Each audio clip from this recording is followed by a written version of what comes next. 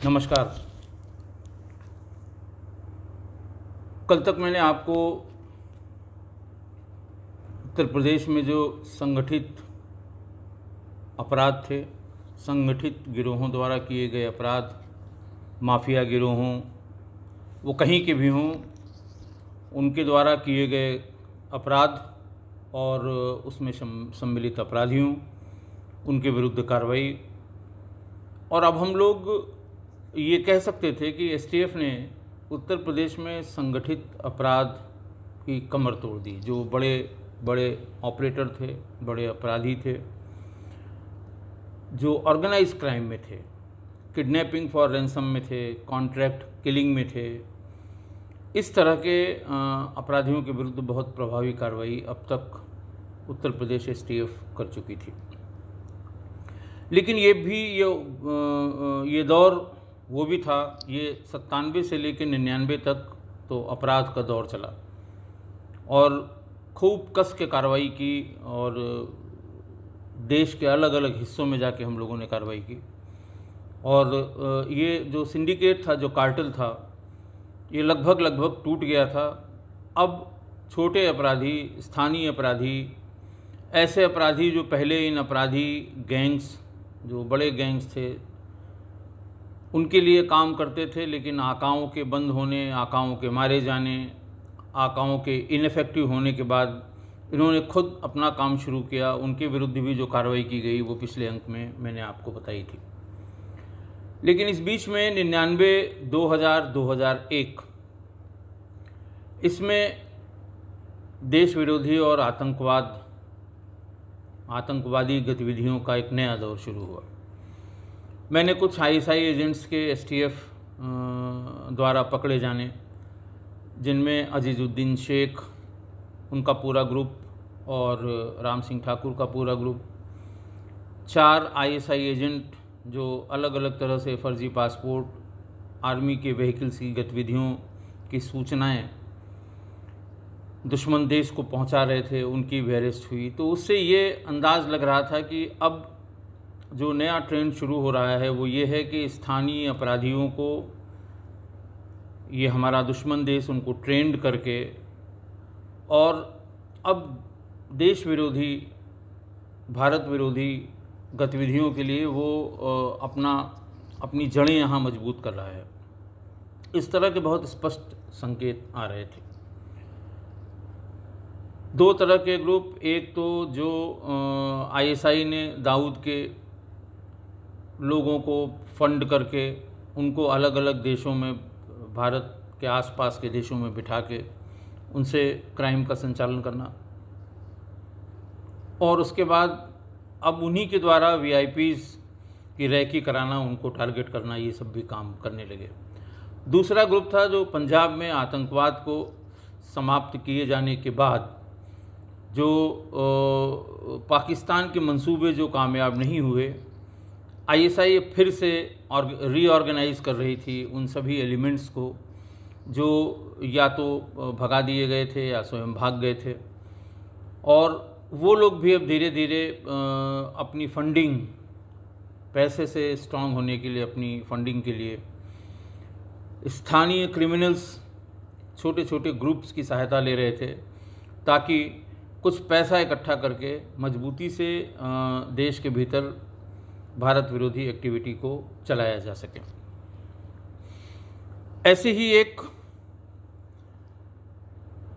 Gang के बारे में एसटीएफ हेडक्वार्टर को लगातार सूचना मिलती रही कि खालिस्तान कमांडो फोर्स करके एक संगठन था जिसने स्थानीय रूप से गैंग्स को इकट्ठा करके और अलग अलग आपराधिक गतिविधियों से पैसा इकट्ठा करने का काम कर रहा था। ऐसी सूचना प्राप्त हुई कि ये गिरोह और गिरोह के कुछ लोग, जिसमें से उत्तर प्रदेश का भी आदमी शामिल है, ये गुजरात में कहीं पर इकट्ठा हो रहे हैं। इन लोगों के क्राइम करने की और आतंकवादी गतिविधियों में शामिल होने की कई सूचनाएं प्राप्त हो गई थी। एसटीएफ की एक टीम हमारे इंस्पेक्टर हियांकी की लीडरशिप में अहमदाबाद भेजी गई। अहमदाबाद में अहमदाबाद पुलिस से संपर्क करके इन लोगों ने टेलीफोन, जो मोबाइल का सर्विलांस है, उस समय तक काफ़ी आगे हम लोग पहुंचा चुके थे। उसी के आधार पे इनके मूवमेंट को ट्रैक किया जाने लगा और इनकी लोकेशन हमको मिल गई। इनकी लोकेशन जब मिली और नंबर्स हमको मिलने लगे, हम उसे सुनने लगे। जहाँ जहाँ इनके विदेशों में, दुबई में और पाकिस्तान की भी कॉल इनके पास आई थी। तो ये बब्बर खालसा इंटरनेशनल इनका ऑर्गेनाइजेशन था, जो खालिस्तानी सेपरेटिस्ट ग्रुप्स की सहायता के लिए इन्होंने बनाया था, जिनका जो इसके जो मुख्य सूत्रधार हैं बाधवा सिंह और महल सिंह, ये उस समय पाकिस्तान में थे। पाकिस्तान से ही उन्होंने ऑर्गेनाइज़ करके लखनऊ में बंथरा का रहने वाला एक परमजीत सिंह था, उसके नेतृत्व में ये गैंग बनाया गया। इस गैंग में लखविंदर सिंह, सर्वजीत सिंह, साजन सिंह और इब्राहिम खां, ये सब कहीं न कहीं ब्लास्ट में या अन्य क्राइम में ये वांटेड चल रहे थे। इनको निर्देश हुआ कि वांटेड जब आप हैं, फरारी काट रहे हैं, तो फरारी किसी के यहाँ जाके, किसी रिश्तेदार के यहाँ छिप के, किसी गांव में छिप के रहने से कोई फ़ायदा नहीं। फरारी आप अपने जहाँ से आप वांटेड हैं, इसके अलग दूसरे राज्यों में जाके, वहाँ हम आपको आदमी देंगे, पैसा इकट्ठा करने का काम करिए। इन्होंने बेंगलोर और चेन्नई तक, ज़्यादातर इसमें ट्रक की ड्राइविंग अच्छी जानते थे, ढाबों पे रुककर लदे हुए माल के ट्रकों की लूट शुरू की। ऐसे लगभग 20-25 ट्रकों की लूट इन्होंने अलग अलग स्थानों से की। इसके माल को बेचा, बेच के जो पैसा इकट्ठा हुआ वो बाधवा सिंह और महल सिंह के अकाउंट के थ्रू, दुबई के थ्रू उनके अकाउंट को भेजा गया, जहाँ से वो गतिविधियाँ संचालित कर रहा था।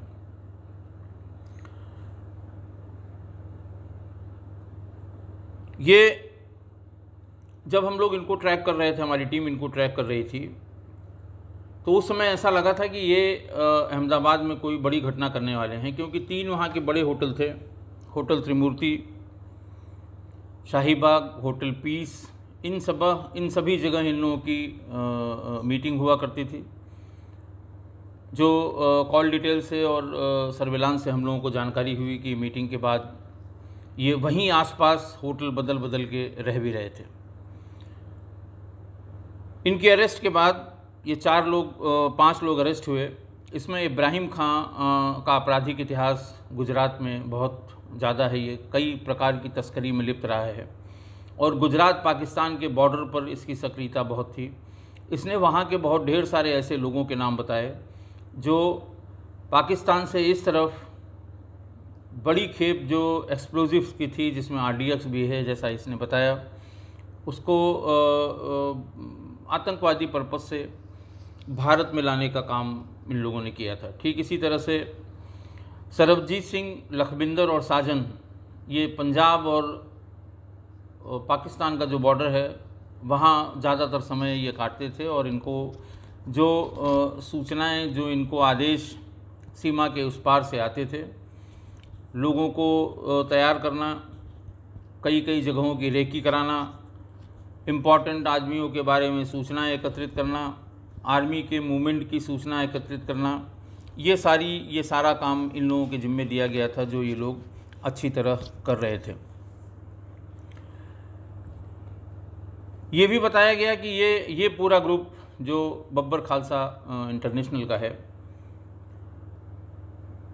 ये मुंबई में और गुजरात में दोनों जगह छोटा राजन के कुछ आदमियों के संपर्क में भी है। पर्पज़ इनका ये था कि इन्हें किडनैपिंग करके ज़्यादा पैसा एक साथ कमाना था। जैसा कि मैंने आपको बताया कि पिछले 4-5 सालों में किडनैपिंग, फिरौती के लिए अपहरण अपराधियों के लिए सबसे सुगम रास्ता था।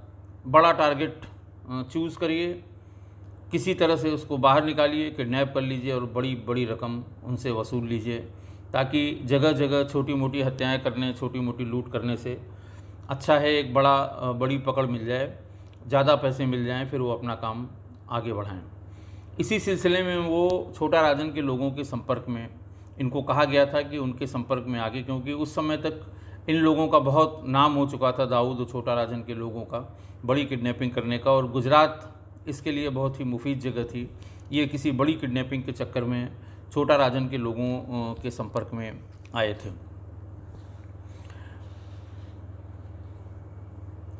इसमें जो इब्राहिम खां था उसके ऊपर गुजरात के सूरत ज़िले में कमरेज पुलिस स्टेशन की सीमा से कपड़ों के जो ट्रक आते थे, कंसाइनमेंट आता था, उनके ड्राइवर को गोली मार के ट्रक लूट लिया करते थे और उनको जो संभावित उसकी बाज़ार है वहाँ ले जाकर बेच दिया करते थे। इससे काफ़ी अच्छा पैसा उन लोगों को मिला करता था। इन सभी बब्बर खालसा इंटरनेशनल की पांचों जो आतंकवाद में संलिप्त लोग थे, इन्होंने गुरदासपुर और बटाला ज़िलों में कई बड़े बड़े विस्फोट किए थे, जिसमें ये वांटेड थे। सतना में और अमृतसर में, सतना और अमृतसर के दो बड़ी आपराधिक वारदात में ये पांचों वांटेड भी थे। बेंगलोर की कई अपराधों में ये वांटेड रहे। इनको गिरफ्तार करके लाया गया और इनसे जो पूछताछ हुई, उस पूछताछ के आधार पर छोटा राजन के जिन लोगों से ये इन्होंने संपर्क किया था, उनके जो नंबर्स थे और उनकी जो एक्टिविटी थी, उससे भी ये अंदाज़ लगने लगा कि अब ये कोई बड़ी वारदात बहुत जल्दी करने वाले हैं। सारी सूचना इकट्ठा करके ये जानकारी हुई कि पीपी नाम का एक बहुत ही छोटा राजन का शार्प शूटर था और उस ज़माने में बड़ा नाम इसने कमा लिया था अपराध में। पीपी के गिरोह के कांटेक्ट में ये लोग थे और जो ये पकड़े गए थे इसमें परमजीत सिंह ने कुछ बहुत इम्पॉर्टेंट नंबर हम लोगों को दिए, जिसको हम लोगों ने एसटीएफ के हेडक्वार्टर पे बहुत डिटेल स्टडी की और फिर ये पाया कि ये सभी, अगर हम मेहनत करेंगे तो ये सभी हमें गुजरात या उसके आसपास मिल जाएंगे। और पीपी के ऊपर उस समय इनाम भी था, वो फरार अपराधी था और छोटा राजन के लिए उसने बहुत बड़ी बड़ी हत्याएं की थी। इस सूचना पे हमारे एसएसपी अरुण कुमार साहब ने कहा कि एक पूरी टीम, मजबूत टीम लेके और सबको अहमदाबाद जाना होगा। मैं, अविनाश मिश्रा, अनिल, यांकी चूँकि 10 दिन पहले ही अहमदाबाद हो के आया था, हम सब लोग बाई रोड लखनऊ से अहमदाबाद के लिए चले। बाई रोड जाने का उस समय मतलब ये था कि रेलवे स्टेशन पे जाके, यानी ट्रेन हमने बदल के भी पकड़ी, कभी कानपुर से पकड़ी, कभी लखनऊ से पकड़ी, लेकिन ट्रेन से जब हम लोगों की आवाजाही हुई, हमें इंटरसेप्शन पे लगे फ़ोन के माध्यम से ये जानकारी मिल जाती थी कि ये सूचना लीक हो गई है कि ये 5 लोग, 6 लोग या 4 लोग ये फ़लाँ गाड़ी में बोर्ड किए हैं। और फिर कहीं कहीं हमारे कम से कम 2 बड़े ऑपरेशन सिर्फ इसलिए फेल हो गए कि हम ट्रेन पर बैठे और जिस ऑपरेशन के लिए जा रहे थे वहाँ ये सूचना लीक हो गई कि ये लोग वहाँ के लिए निकले हैं। उसी के बाद से हम लोगों ने ये तय किया कि हम जो भी ऑपरेशन करेंगे हम बाई रोड जाएंगे, जगह कितनी भी दूर हो। यही कारण था कि कलकत्ता का ऑपरेशन करने के लिए हम लोग लखनऊ से अपनी सरकारी टाटा सुमो से बाई रोड गए थे और कलकत्ता में ऑपरेशन करने के बाद लौटे थे। ठीक इसी तरह से लखनऊ से बाई रोड हम लोग निकले अहमदाबाद के लिए, और सड़क मार्ग से हम लोग अगले दिन सुबह वहाँ पहुँच गए।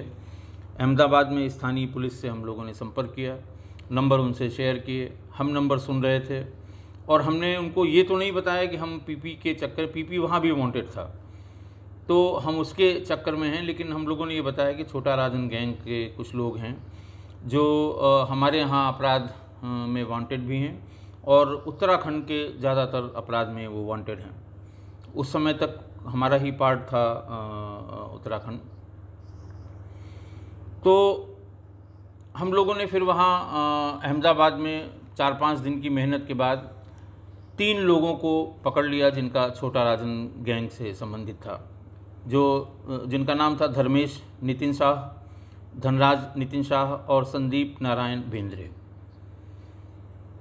हमें उम्मीद थी कि हम पीपी को इनके साथ ही पकड़ लेंगे, या अगर मुठभेड़ हुई तो आमना सामना होगा उससे, लेकिन पीपी उस समय निकल गया था। इन लोगों ने बताया कि साहब जो सूचना थी, हम लोगों को भी यही सूचना थी कि माँ अम्बे देवी के दर्शन के लिए ये चारों लोग, ये धर्मेश, धनराज, संदीप और पीपी, प्रकाश पांडे उर्फ पीपी, ये वहाँ से चले हैं, और अम्बे के दर्शन के बाद, अम्बे माँ के दर्शन के बाद ये लोग सीधे अहमदाबाद आएंगे। लेकिन अम्बा जी के दर्शन करने के बाद पीपी वहीं से मुंबई के लिए वापस हो गया, और यही 3 हम लोगों के हाथ लगे। लेकिन इनके हाथ लगने से पीपी के बहुत बड़े क्राइम जो उत्तरांचल में थे, जो मुंबई में थे, जो पुणे में थे, उनका एक पूरा सिंडिकेट पता लगा। और ये भी सबके लिए जानना ज़रूरी है कि इसने बहुत बड़े बड़े अपराध किए थे। उत्तरांचल में इसके पास शराब का पूरा काम, खनन का पूरा काम, और जितने इसका ड्रग्स का, गांजा भांग की तस्करी का पूरा काम, ये सब यही करता था। इसका जो विरोधी गुट था वो अब्दुल रब के नाम से, अब्दुल रब ग्रुप या गैंग के नाम से जाना जाता है, और वो इसके काम में बाधा उत्पन्न करता था। इन लोगों को शक था कि दाऊद के लोगों से मिला हुआ है, और दाऊद के लोग यहाँ की इकोनॉमी पर, यहाँ की वसूली के स्थानों पर कब्जा करना चाहते हैं। सबसे पहले पीपी ने राजू बम्बैया नाम के एक उस समय के बहुत शातिर बदमाश को जेना बेस हॉस्पिटल हल्द्वानी के पास हमला किया उस पर। राजू बम्बैया बच गया, लेकिन उसका गनर, एक हेड कांस्टेबल था, वो मारा गया। थोड़े दिन बाद इसने कोर्ट में सरेंडर कर दिया, और सरेंडर करने के बाद ही ये बहुत ही डेयरिंग तरीके से पुलिस कस्टडी से भाग गया। पुलिस कस्टडी से भाग के ये पहले नेपाल गया, नेपाल से होकर ये फिर मुंबई गया, और मुंबई में इसने बहुत ही सनसनीखेज हत्याएं की।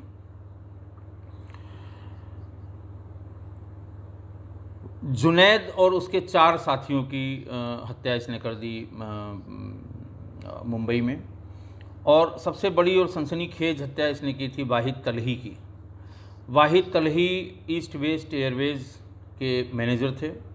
ईस्ट वेस्ट एयरवेज़ के लिए ये मशहूर था कि इसमें दाऊद इब्राहिम का पैसा लगा है, और जितनी इलीगल एक्टिविटीज़ बाई एयर या वायु मार्ग से होनी होती हैं डी कंपनी की, वो ईस्ट वेस्ट एयरवेज़ के माध्यम से ही की जाती हैं। इसको बहुत ही सिक्योर जगह पे तलही को पीपी ने मारा था, और उसमें पीपी के साथ रोहित और अरुण नाम के 2 और छोटा राजन के बहुत ही नज़दीक के शार्प शूटर थे, जिन्होंने वाहिद तलही को मार दिया था। धर्मेश नितिन शाह, और जिसको नानू गैंग भी कहते थे, इसने बहुत सी जानकारी इन्होंने की कि इन्होंने थोड़े दिन पहले ही सूरत के महत्वपूर्ण व्यवसायी का अपहरण किया था, जिसमें पीपी वांटेड है। इसके अलावा कल्याण में कई हत्याएं की थीं, और दामोदर नामक एक व्यवसायी की किडनैपिंग सूरत से की थी, जो संदीप नारायण बेंद्रे साथ में पकड़ा गया था उसके साथ। और इसमें बड़ा हैंडसम पैसा फिरौती के रूप में इन्होंने वसूल किया था इनसे। छोटा राजन का उस समय जो गिरोह का संचालन करता था उसका सबसे महत्वपूर्ण व्यक्ति था रोहित वर्मा। जो लोग अंडरवर्ल्ड की स्टडी करते हैं या अंडरवर्ल्ड के क्राइम के बारे में जिन्हें नॉलेज है वो जानते होंगे कि छोटा राजन गैंग के लिए रोहित वर्मा का क्या इम्पोर्टेंस था। मलेशिया, थाईलैंड और इन सब जगहों पर ये घूम के इसने पूरा छोटा राजन गैंग को ऑर्गेनाइज़ किया था और दाऊद के लोगों को चुन चुन के ये जितनी भी हत्याएँ पीपी ने वहाँ की, मुंबई में, पुणे में, वो सब दाऊद के लोग थे। मुंबई पुलिस से संपर्क करने पे ये पता लगा कि ये दाऊद के लोग थे। इनके दिमाग का भी कोई जवाब नहीं। ये घटना मैं आपको बताऊं उसी समय मुंबई में हुई जो पीपी ने ऑर्गेनाइज़ कराई। पीपी ने वहाँ लोकल मुंबई के और आसपास के अखबारों में एक एडवर्टीज़मेंट छपवाया।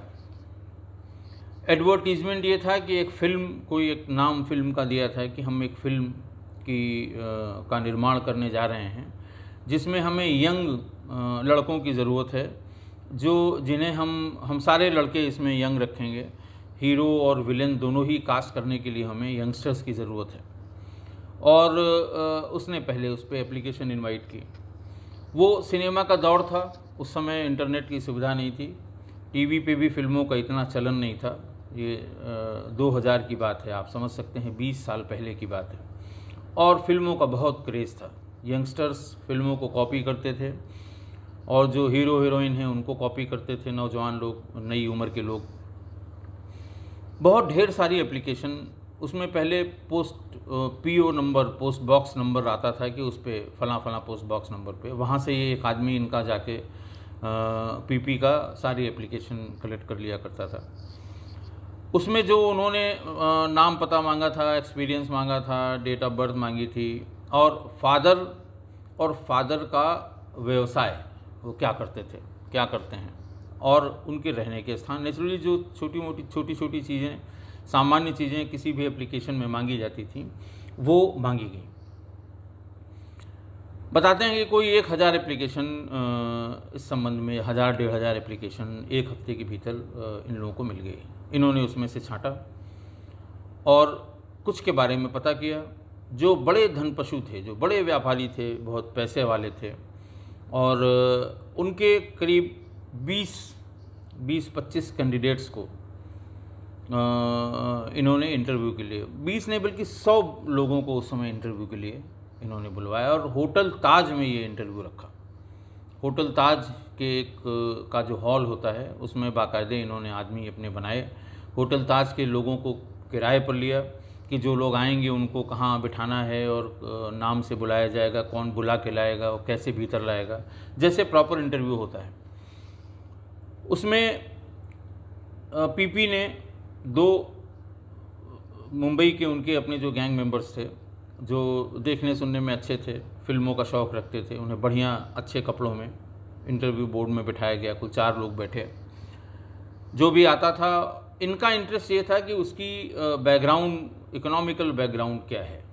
पहले उससे इधर उधर की बात पूछते थे, फिल्मों की बातें पूछते थे, फिल्म का इंटरेस्ट देखते थे और फिर ये देखते थे कि ये कितना दबाव बना पाएगा अपने घर वालों पे कि उसे फिल्मों में काम करना है। तो इस तरह से उन्होंने 20 लोगों को उसमें से छांटा जो अच्छे व्यवसायियों के लड़के थे। अगर उसमें किसी के घर में कोई सरकारी कर्मचारी है तो उसका कतई उन्होंने नाम नहीं, उसको कतई नहीं छांटा, उसे बिल्कुल सेलेक्ट नहीं किया या उसके बारे में बिल्कुल नहीं सोचा।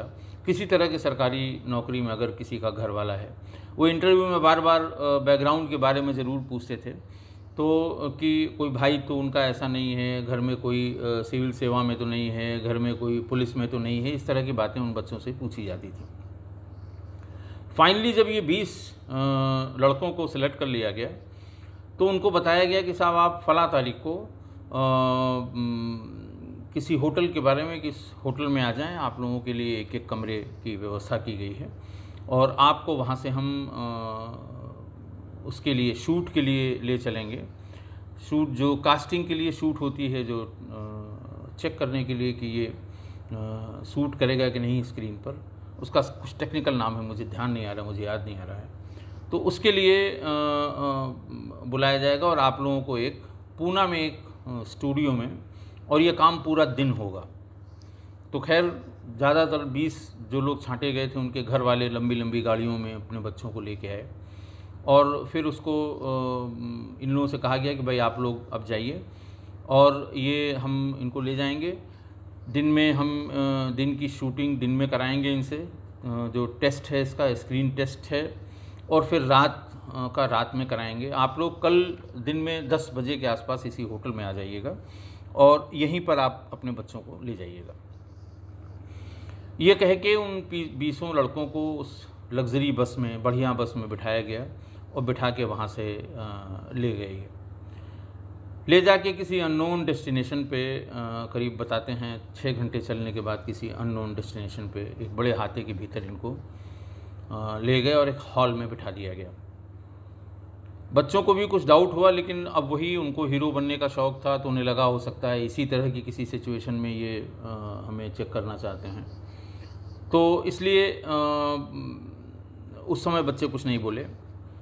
फिर इन्होंने एक एक करके सबके जो डिटेल थी उसमें जो टेलीफ़ोन नंबर थे वो निकाले और चेक किया कि उनके नंबर जो दिए हुए हैं वो सही हैं कि नहीं हैं। लड़कों से पूछ के ही चेक किया। फिर 5-5 लड़कों को अलग अलग रूम में बंद कर दिया, और उसमें छोटा राजन और पीपी के कई लड़के थे जो इनकी सिक्योरिटी। पहली बार लड़कों ने जब इनके पास पिस्टल और दूसरे शस्त्र देखे तो डर भी गए वो। अब इन्होंने फिरौती के लिए कॉल करनी शुरू की कि तुम्हारा लड़का हीरो बनना चाहता था, मैंने रास्ते से उसे उठा लिया है, और इसके लिए 10 करोड़ रुपए तैयार रखो, नहीं तो हम लड़के को मार देंगे। 3 दिन तक वो इन लोगों को रखे रहा, और सबसे कुछ लोगों ने पैसा फिरौती का दे दिया, कुछ लोगों ने पुलिस में अप्रोच किया। पुलिस ने जल्दी ही ट्रैक कर लिया कि ये बच्चे कहाँ रखे गए हैं और इसके पीछे क्या इनकी मंशा है और क्यों इसे रैंसम मांगा जा रहा है। पुलिस ने जगह को रेड किया, पीपी के सारे लोग भाग गए वहाँ से, लड़कों को रेस्क्यू कराया गया और लड़कों को उनके पेरेंट्स को सुपुर्द किया गया। इस केस में भी पीपी और उसके साथ के बहुत से लोग वांटेड हुए। 20 में से 8 लोगों का पैसा इन लोगों को मिल गया था, लेकिन ये सोच रहे थे कि अलग अलग छोड़ने में कहीं अगर पुलिस रास्ते में मिल गई तो हमारा सब काम, ये ज़्यादा पैसे के चक्कर में 3 दिन तक रखे रहे कि जो भी मैक्सिमम लोगों का पैसा मिल जाएगा फिर एक साथ इनको यहाँ से हम किसी लोकल ट्रेन में बिठा देंगे या किसी गाड़ी में बिठा देंगे और सूचना दे देंगे, इनके घर वाले अपने आप ही रास्ते से इनको पिकअप कर लेंगे। तो इस तरह की कई घटनाएं छोटा राजन और उसके लोगों ने उस समय पैसा कलेक्ट करने के लिए, दबाव बनाने के लिए, जो स्रोत थे पैसों के दाऊद इब्राहिम के, उनको ख़त्म करने के लिए इस घटना से वहाँ बहुत बवाल मचा था। इससे बहुत सनसनी मच गई थी क्योंकि 20 बड़े व्यापारी, 20 बड़े लोग, उनके लड़कों की किडनैपिंग हुई और सबको पता था कि या तो दाऊद ने की होगी या छोटा राजन ने की होगी। बहरहाल वो छोड़े गए, लड़के घर आ गए। अब हमें नहीं लगता कि उन लड़कों में किसी को अब दोबारा कभी हीरो बनने के मन में कोई लालसा या कोई इच्छा जागृत हुई होगी जब उन्होंने 3 दिन तक कैप्टिविटी में बिताए होंगे और बार बार उनको ये लग रहा था कि अब जान गई तब जान गई।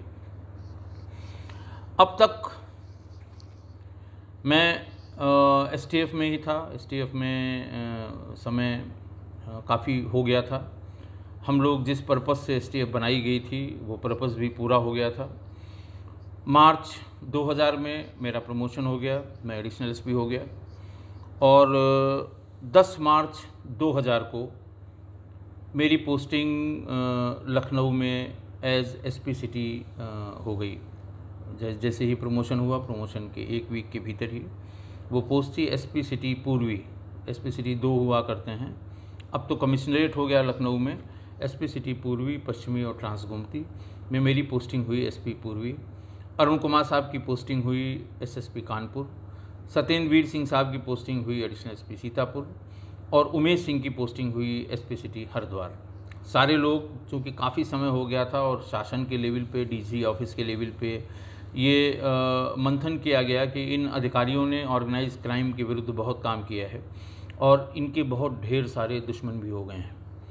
अब सही समय है कि इनको यहाँ से निकाल के फिर फील्ड में पोस्ट किया जाए, ताकि ये फील्ड में और अपने संपर्क, अपने मुखबिर, अपने इन्फॉर्मर, अपने कांटेक्ट बनाएं जो आगे काम आएंगे, और वहाँ नए लोगों को इस पूरी टेक्निक से अवगत कराया जाए, सर्विलांस के सिस्टम से अवगत कराया जाए, और एक नई टीम भी तैयार की जाए, क्योंकि बहुत लंबे समय तक एक सेट ऑफ ऑफिसर्स को एक ही जगह रखना प्रशासनिक दृष्टिकोण से कभी भी उचित नहीं होता। हम लोग भी किसी एक यूनिट में बहुत दिन तक कुछ लोगों को या एक टीम को नहीं रखते हैं, क्योंकि उसके पॉजिटिव साइड भी हैं और उसका नेगेटिव साइड भी है। कभी कभी ये बड़ा घातक होता है कि आप एक ही जगह कुछ लोगों को पोस्ट करें, वो भी ऐसी जगह जहाँ से वो पूरे प्रदेश के ऑर्गेनाइज क्राइम को देख रहा हो, ऑर्गेनाइज क्राइम के विरुद्ध लड़ाई लड़ रहा हो। तो हम सभी लोगों का ट्रांसफ़र हो गया। अब हम लोग 10 मार्च को एसटीएफ से विदा हो गए और फिर से एक बार सिविल पुलिस में वही ड्यूटियाँ, law and order, VIP, public meeting, election और उसके साथ साथ क्राइम भी। दिन भर पब्लिक से मिलना, पब्लिक के जो ग्रीवांसेस हैं उनको दूर करना।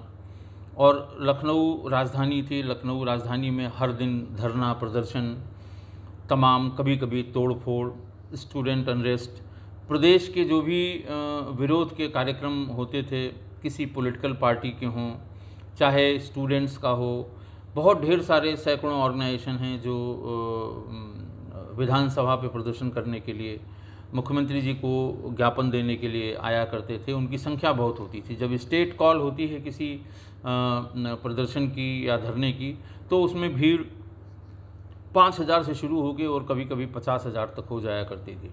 तो उसके लॉ एंड ऑर्डर में जूझना एक डिफरेंट तरह का काम था। हम लोग एसटीएफ के संस्थापक सदस्यों में थे। एसटीएफ इनिशियली 6 महीने के लिए बनाई गई थी, लेकिन धीरे धीरे उसका कार्यकाल बढ़ता गया। हालांकि अब ये एक परमानेंट यूनिट हो गई है और उत्तर प्रदेश की पुलिस के लिए मेरे लिए बहुत ही सौभाग्य की बात थी कि मैं जो प्रीमियर एजेंसी है यूपी एसटीएफ, यहाँ और मैं बता दूं कि एसटीएफ की सफलता के बाद तमाम स्टेट्स ने, तमाम राज्यों ने अपने अपने यहाँ एसटीएफ का गठन किया, और एसटीएफ का गठन उन्हीं शासनादेशों पर हुआ और कहीं कहीं तो शब्द बशब्द उन्हीं शासनादेशों पर हुआ जिससे उत्तर प्रदेश का एसटीएफ का गठन किया गया था। उदाहरण के तौर पे वेस्ट बंगाल, राजस्थान और मध्य प्रदेश में एसटीएफ का गठन उत्तर प्रदेश एसटीएफ की लाइंस पे हुआ और इसके बहुत अच्छे परिणाम भी रहे। आज यहीं तक। अगले पार्ट में मैं जब एसपी सिटी हो गया तो वहाँ के चैलेंजेस डिफरेंट तरह के थे। क्राइम के कम थे, लेकिन जो वहाँ पर रोज़ का झंझट है उसके ज़्यादा थे। बहुत थोड़े से उसके संस्मरण हैं, मैं उसको बताऊंगा। और उसके बाद फिर और ज़िलों में मैं एसपी सिटी रहा, एक दो इंस्टांसेस उसके बताऊंगा। और उसके बाद पुनः मैं दोबारा 2006 में जब एसटीएफ में पोस्ट हुआ तो उसके और अच्छे संस्करण हैं, मैं उन संस्करणों को भी बताऊंगा। बहुत बहुत धन्यवाद।